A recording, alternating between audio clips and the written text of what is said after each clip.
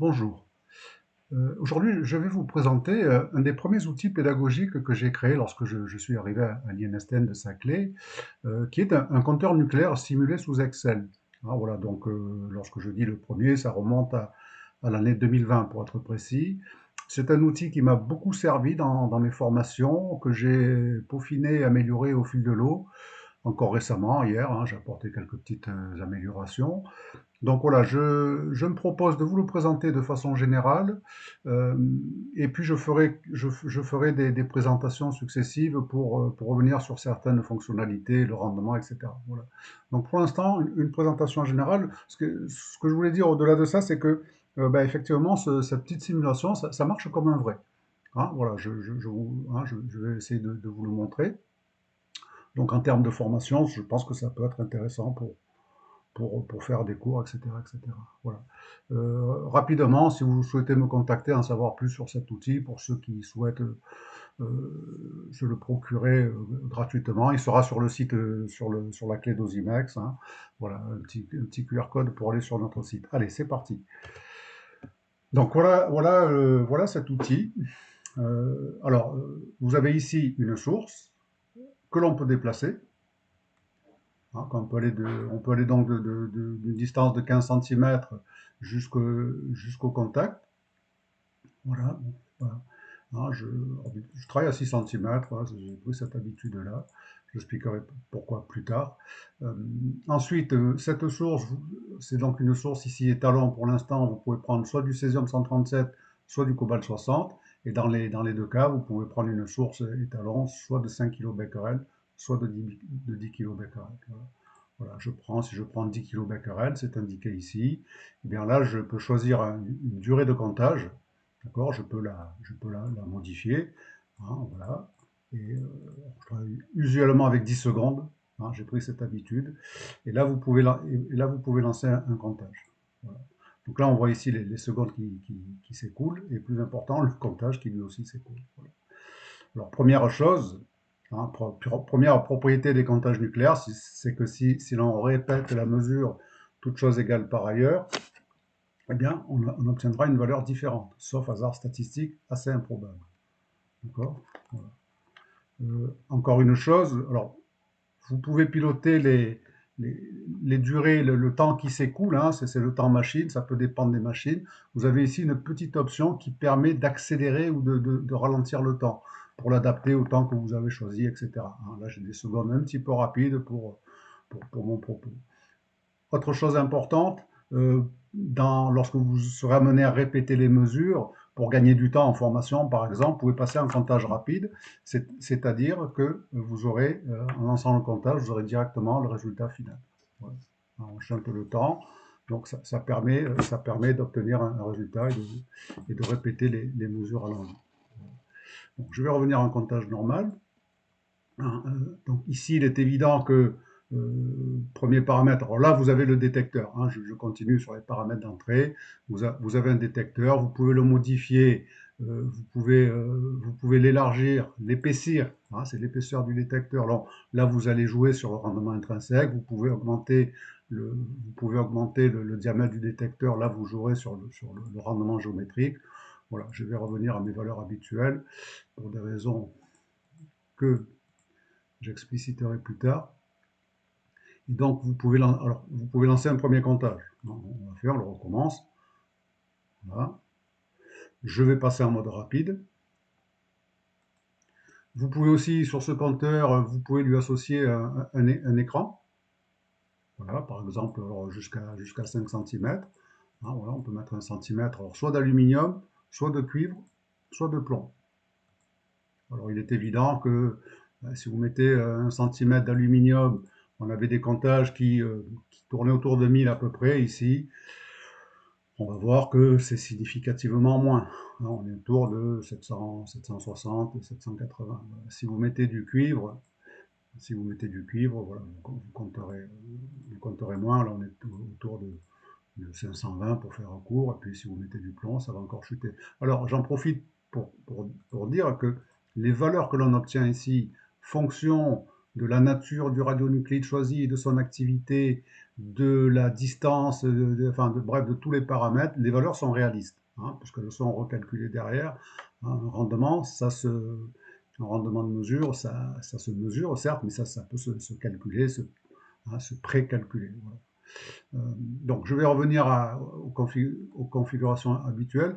Ce que je voulais dire rapidement, en termes de pédagogie, avec ces petits écrans, vous pouvez faire des mesures, hein, avec des épaisseurs de plus en plus élevées pour mettre en évidence la loi en exponentielle négative, hein, les lois classiques d'écran. Hein. Ici, on ne tient pas compte du build-up, hein, ce qui est cohérent parce que ça reste un petit objet. Bon, voilà. Hein.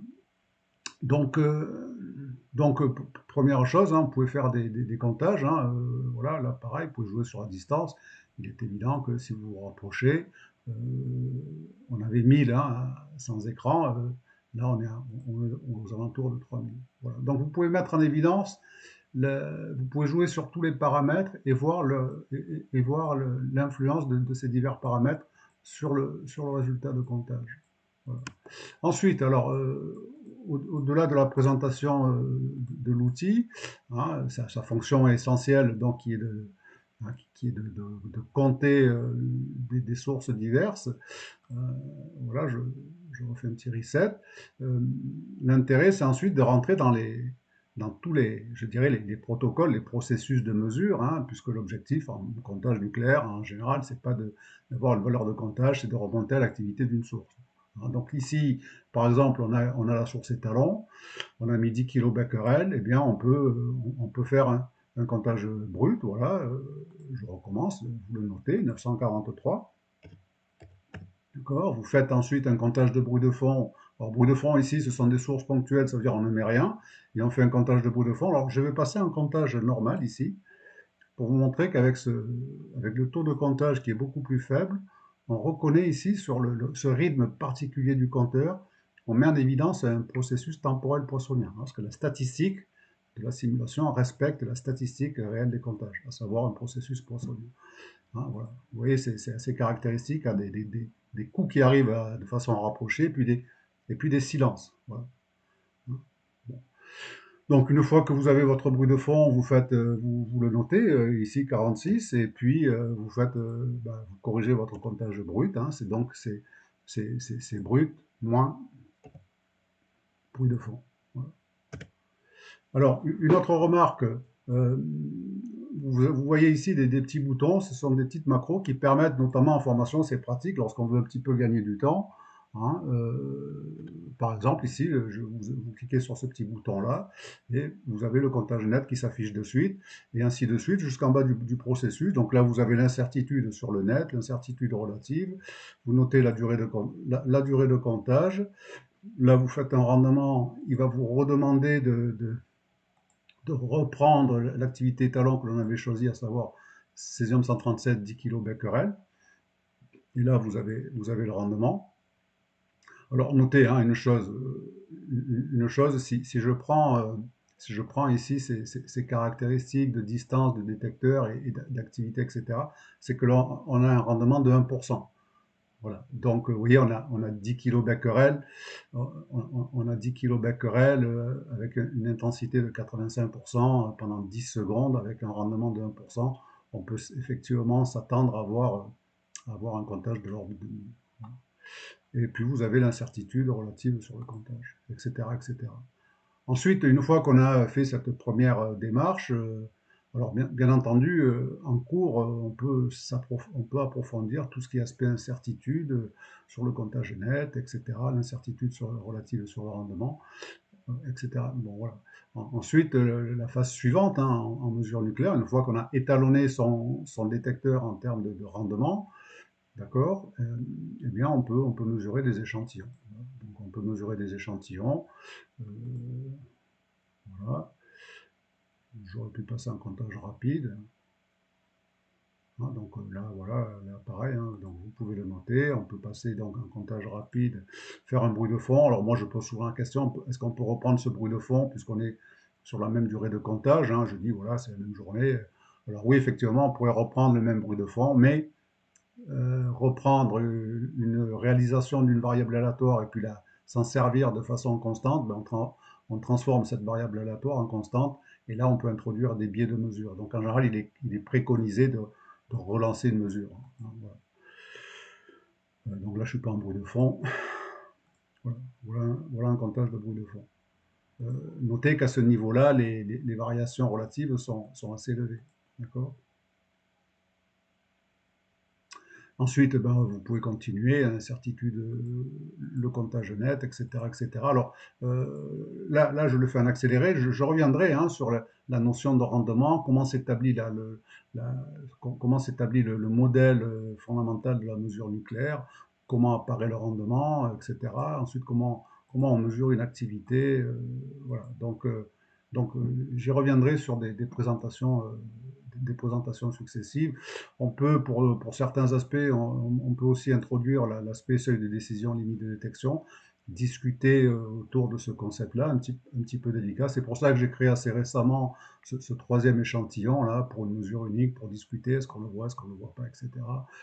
Avec diverses options. Donc voilà, en gros, pour une présentation générale de ce compteur qui, comme je vous le disais, m'a vraiment été utile. Hein. Moi, c'est mon petit laboratoire portable. Hein.